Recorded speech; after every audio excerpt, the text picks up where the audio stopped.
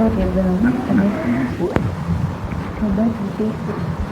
are at the moment arrived the last chapter of the synthesis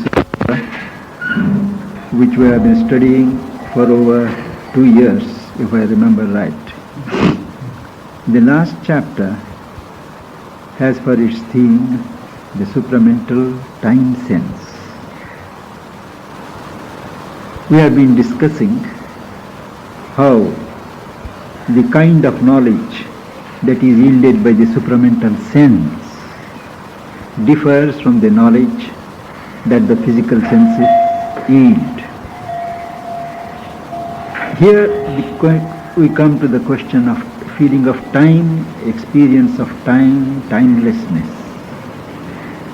Does this differ, knowledge or experience of time and timelessness, differ in the supramental consciousness? Does it suddenly differ, or are there steps from our mental feeling and experience to the supramental in this regard?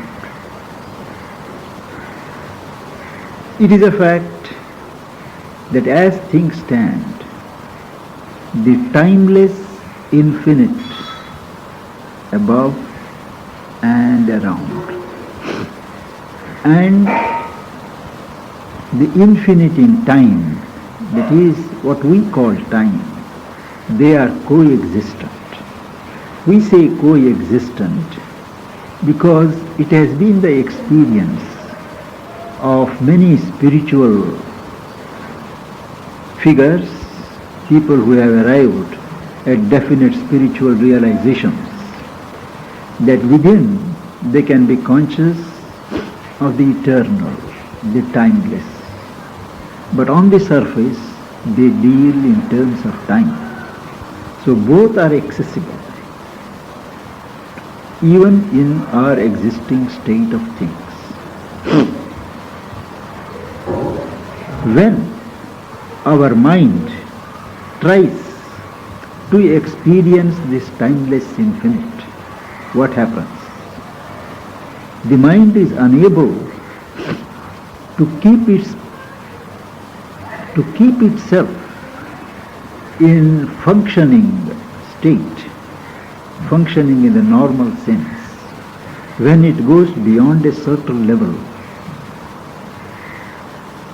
at most it can reflect the eternal, and that it does in states of concentration like trance, like samadhi. But the experience is always that the eternal infinite is above. The most that the mind can do is to reflect it. When it tries to grasp it, when it tries to reach it, the mind falls, the mind fails.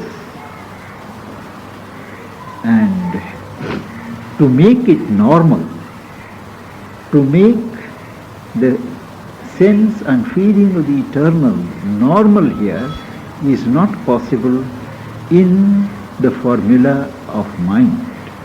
Even if the mind is enlightened, illuminated, as you will see, it is not possible for the eternal to function as a faculty, though it may reflect itself.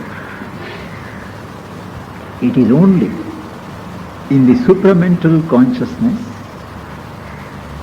that it is natural to have the experience of the timeless infinite, and at the same time the infinite in time as a natural state and not as something that is acquired. And this includes what is called the vision of the three times. In Sanskrit it is called Trikala Drishti. In English you would say a simultaneous vision of present, past and future. This naturally can't be achieved in one jump. The mind has to ascend the various levels of consciousness and being.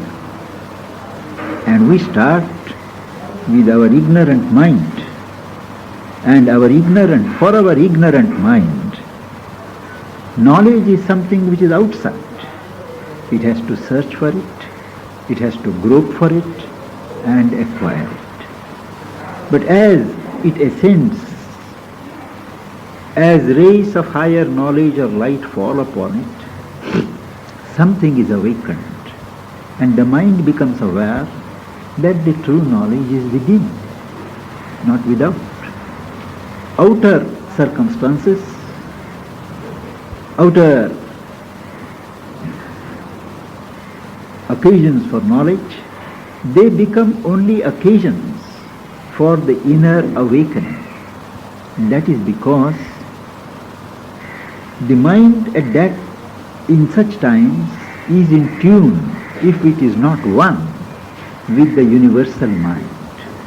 And all knowledge relevant to us, pertaining to this creation, is there embedded in the universal mind.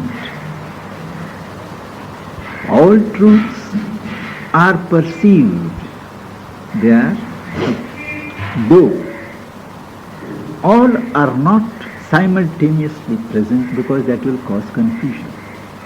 Whatever truths we need to know, we want to know, they reveal themselves. The rest are all there. There is an automatic operation by which what is needed comes to the front once one attains to the supramental consciousness.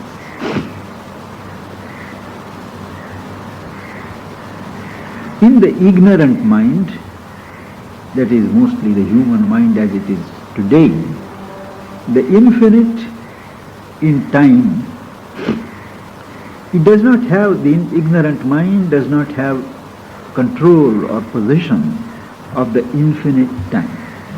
At most, it is the time expression of the infinite which it knows, but the infinite content it does not. Because the ignorant mind lives in succession of moments, now, next moment, next moment. Things are not stretched out like a map to it as they are to some other mind. Moment to moment it knows, but there is a certain continuity, but that is in the background. Mind as it deals, it is conscient only of what is present before it. The continuity is given by the spirit in the background, and the past is there, projecting itself in the present, in this moment. This moment is not just a moment from a vacuum. This moment has behind it a series of moments which have produced this moment. So the past lives, and if we want, even our ignorant mind can recover what it can depending upon the strength of its memory. That is all. There is a limit to which the ignorant mind can go back and recover its past up to a certain point. But man is not content to live in the present moment, confined to it. So what he does, he goes on reasoning from cause to effect. When this happens, this must be the cause. Or when this cause is present, this is likely to be the result. So he draws inferences and comes to certain conclusions, formulates certain knowledge. But this is all right as long as you live or your knowledge is confined to the realm of physical nature, because there things are more or less rigidly organized, and a particular cause normally leads to a particular effect, and a particular effect normally presumes a particular cause. But as you go above or behind the physical level and come in the domain of life and mind, there is a change, an indefinite possible, what sharing the cause. That is a number of possibilities come into the picture. So your law from this cause to this effect may not work out. Because between the working of this cause into that effect, any other number of possibilities may intervene, may dilute, may deviate. We do not know. There is much more in a situation beyond the physical laws and the inferences based upon physical data. And even behind this law, life and mind, which we may say, as we develop our knowledge, we may be able to get some idea. But behind that, there is the soul and the spirit behind all, which introduce a totally new element, which cannot be measured, which cannot be defined by the reasoning mind. And it is when these inner doors of our being, inner doors leading or opening on the subliminal or the psychical being, not psychically, psychical, or the soul, that a new time sense comes to the front. As the inner doors open, suddenly you become aware that there are three visions possible. One is what Sri Aurobindo calls the retro past vision, the circumconscient vision, and the pre-vision into the future. As long as you want to go back, the vision extends.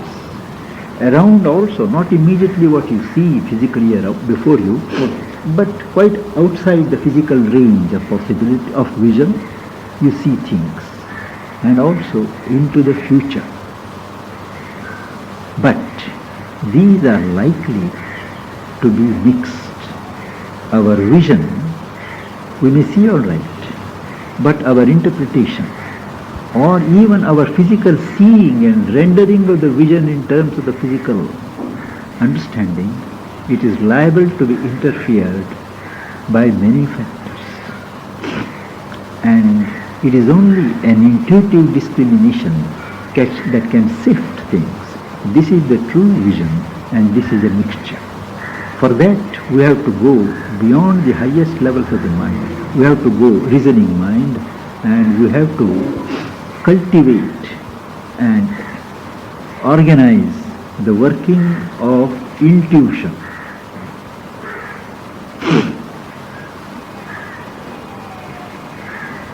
From our level of the ignorant mind, they have formulated a number of sciences like astrology, palmistry and all these to see what is going to happen in the future. But these also are subject to the same errors as these three visions are subject to when the mind is not purified. There is always a possibility of deviation.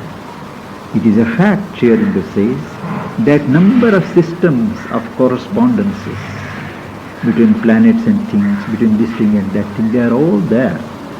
And that they are there was originally perceived by our subliminal or psychical sense.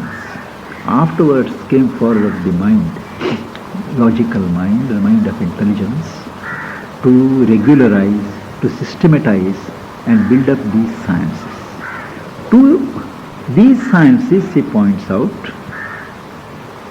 as far as they are organized into branches of learning, they are accurate enough as far as it relates to the past. Even these visions, even these things, intimations, as far as the past which has already happened, they are fairly correct. What is happening at present also they may, but when it concerns the future, it is very problematic, because we do not have the faculties to know what are likely to be the possibilities interfering with what looks to be certain. What has passed, we do not, there is nothing to be discussed. Present, there is an intelligent anticipation, one can look and see. But regarding the future, we simply do not have. Even these sciences like astrology may give indications, but they can never be positive or binding indications.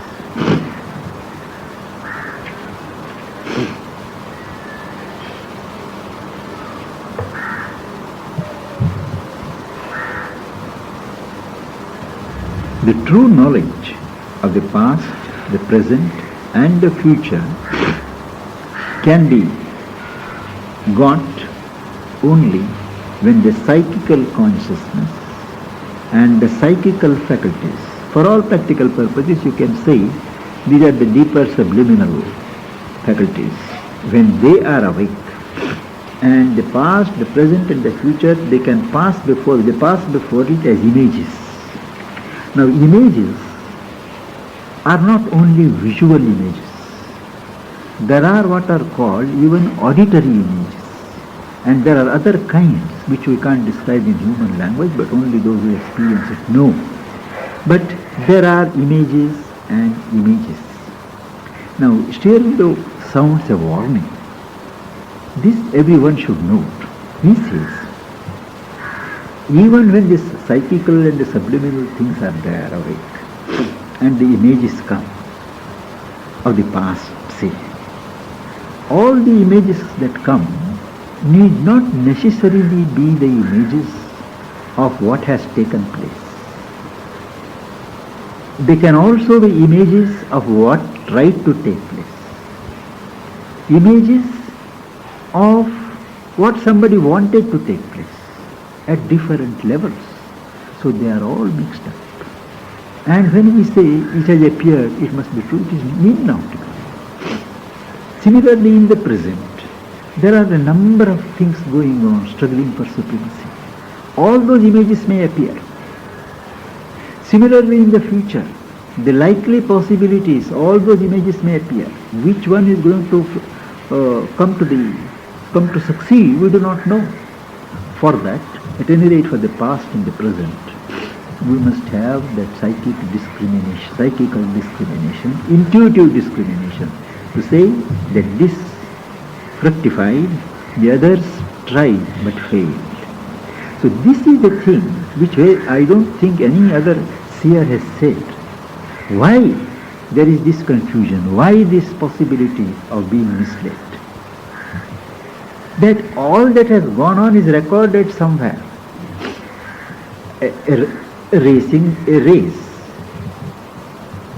100 horses may run, not 100, I have not seen a race, but you can say let us say 10, 15 horses may run.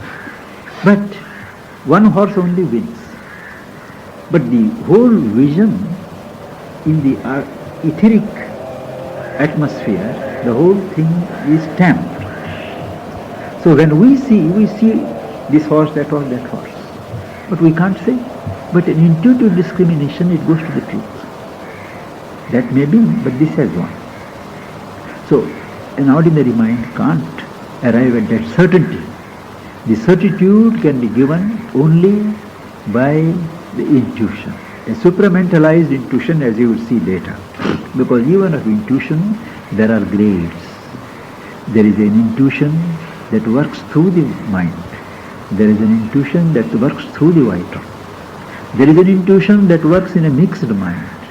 There is an intuition which works at the top of the mind but still subject to the pulse of the mind. And above that, there is an intuition which functions on a pure intuitive level.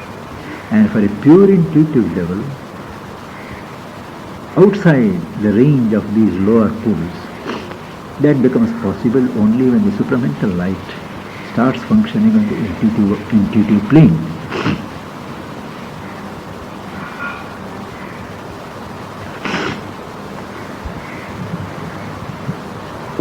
The psychical being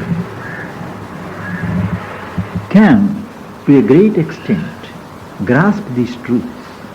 One does not have to wait till the supramental consciousness or whatever it is is organized. The psychical being is open to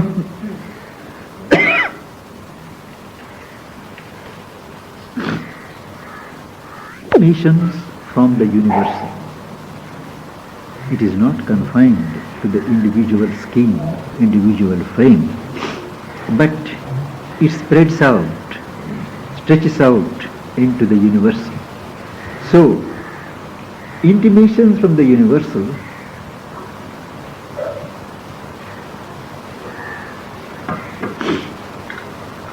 sail into the psychical being, and we get true intimations. Even there Shri says there is the possibility of error.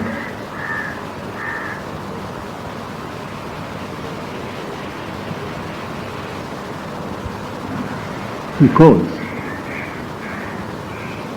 the psychical consciousness does not live in the indivisible continuity of spirit. It is still involved in manifestation. The continuity behind it doesn't relate itself to that. And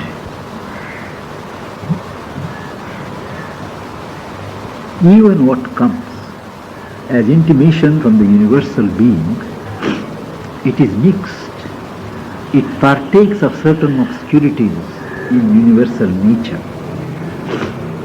There is the intuitive vision and intuitive discrimination alone can separate the obscured and the unobscured portions of truth as it places itself before the psychical faculty. After all these precautions are taken, when the psychical being or the soul is able to get this knowledge, it is exercised, it is maintained, it is exercised as an abnormal power, as an acquisition, as something which functions when we are at the height of our consciousness. It is not natural. To make it natural, it is possible only when the supramental force, knowledge, organizes itself, and this becomes a natural power to see into the past, the present and the future.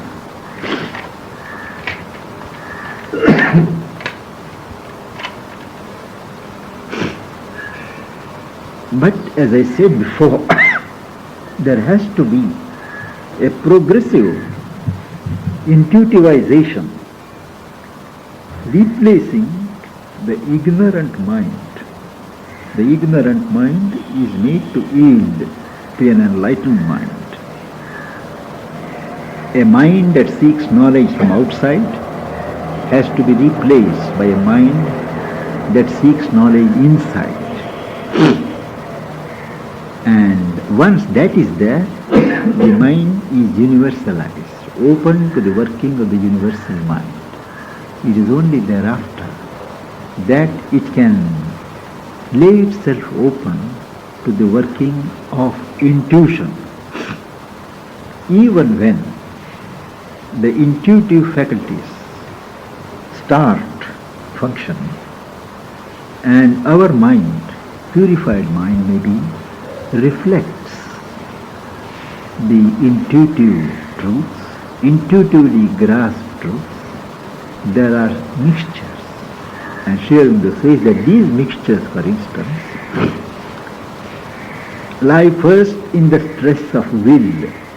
Each one of us has a certain will. We want this. Our mind, our heart, our vital have particular preferences. We want things to be this way.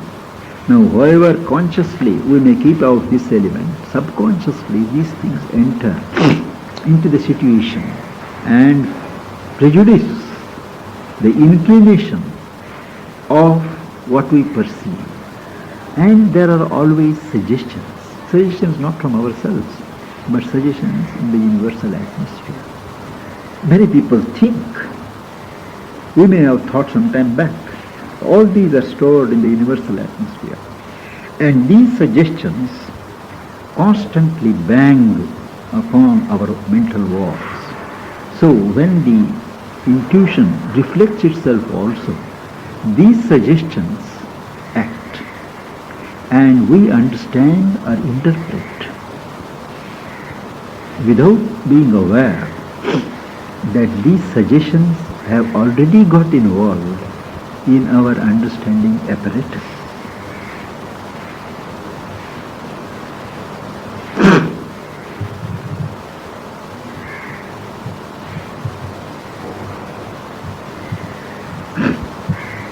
The next point, naturally these interferences, it is a question of long discipline, and the more the higher element enters and displaces the lower, they are slowly eliminated. But one has always to take care. So this is however much we may take precautions by way of purification and discrimination, however high we may reach, the ignorant mind has a way of projecting itself in 100 ways and influencing and deforming the intimation or the message from the intuitive level. Then he speaks of the actualities, the possibles and the imperatives. Even when intuition is acting, there are three phases, three visions that the intuition gives. One is the field of actualities. What things are there already? We know what is there before our nose, but what is there around? What was there, what is there presently? The number of actualities present, it gives a certitude. But as it turns to the present and to the future, the possibles intervene. The actuals have to battle with the possibles. Many possibilities are there, out of which only some can actualize. So when it says actuals, it sees the interference or the entry of the possibles.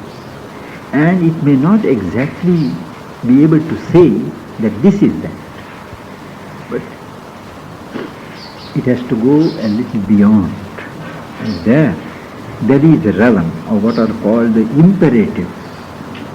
So that when the intuitivized mind looks at the imperatives, it knows that whatever may be the number of possibles, the imperatives are going to fulfill themselves, because the imperatives in the higher regions are always in tune with the central will.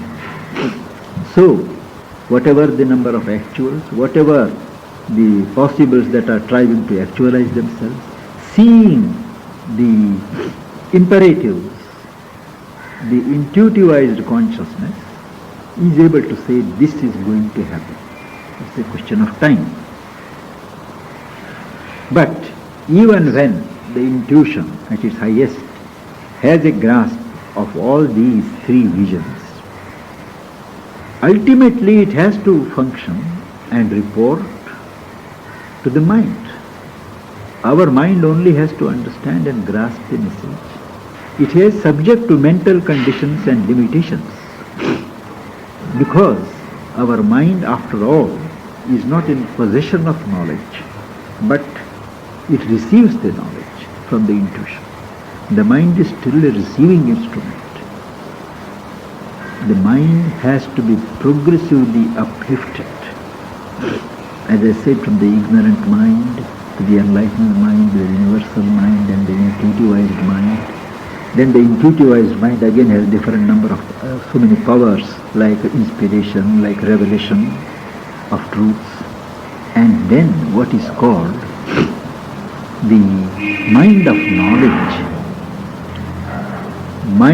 Our mind matures into what is called the mind of knowledge as a result of the progressive action of the supramental consciousness. And when that mind of knowledge is formed, that becomes a bridge between the human mentality and the supramental knowledge, supramental consciousness. And the supramental consciousness organizes itself, radiates through this mind of knowledge. And in this mind of knowledge, there is an eternal consciousness of the timeless vision, the timeless feeling. All the past, the present and the future are spread out, and one can see behind, around and ahead.